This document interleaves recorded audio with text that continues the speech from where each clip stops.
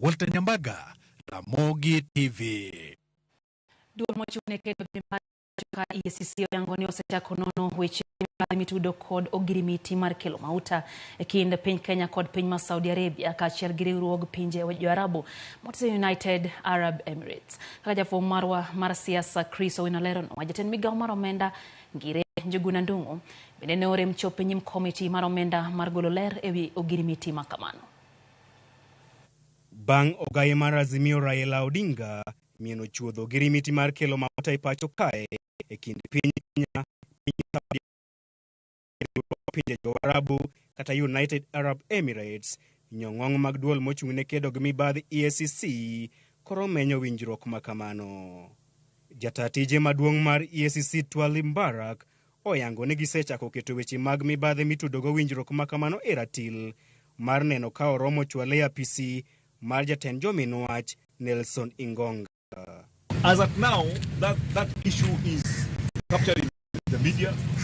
We are monitoring and we are looking if there is a case for us to start investigating. Raila osebedo kadufo William Ruto e lwala e chak juma mokalo ewi mano ma owacho ni ogirimiti makamano pong' kod mibadhi kendo kwayo Ruto mondo pedh ogirimiti makamano e lela ka onge mibadhi e iye. I want the government to show the memorandum of understanding that they've signed between the government of the Republic of Kenya and the government of the Kingdom of Saudi Arabia and the government of United Arab Emirates. Kore, jatend piny William Ruto ne onyiero weche makamago ka oluwo ni winjruok mar kelo mauta e pacho kae ler kapamba kendo ne otime kaluwore gi chik. Hizo contract zote they are available, ziko bunge tayari. Wacheni kutuadaa ati mnataka tuwapatie contract. Contract iko public. There is no secret contract anywhere. Mbarak lero ni gibiro mana chwalo bura makamano ne ogaye mach bang' yudo neno moromo ma ok weche mag jo kata mag ute fwambo. We just don't go because something has been hyped by the media. We look at facts because when you investigate a case and you take to the DPP, you are intending to charge people.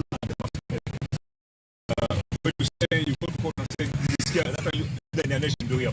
Standard DOE, K24 DOE iliandika hivi, you cannot use that as evidence.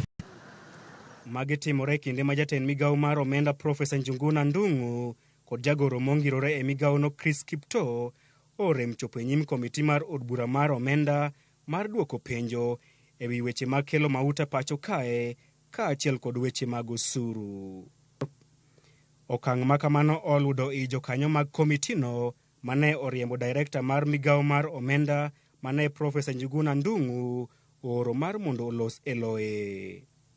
Ne giseyo Ndung'u kuom dhi pondo e pinje maoko bang' ywayo ng'ich ewi mibadhi mokwako ogirimiti mar kelo mauta e pacho kae.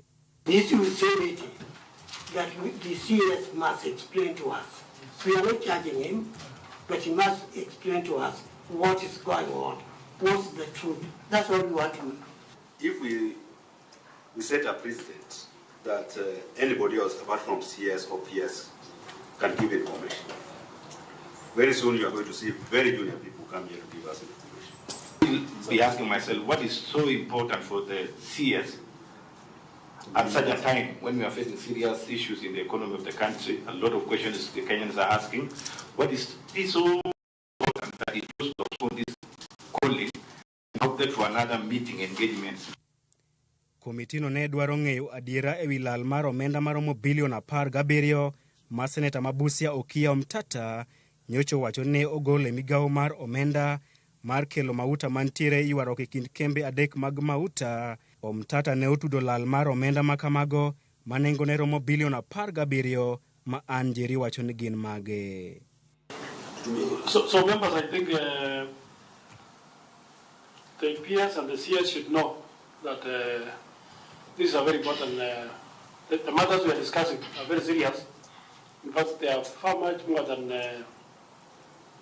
perhaps what they are going to do in Mombasa. Komitino koro dhi dayo dho Njuguna Ndung'u tarik 28 dweni ewi lal mar omenda makamano, winjruok mar kelo mauta e pacho kae kaachiel gi osuru mamalo ma sirikal juogo jopiny.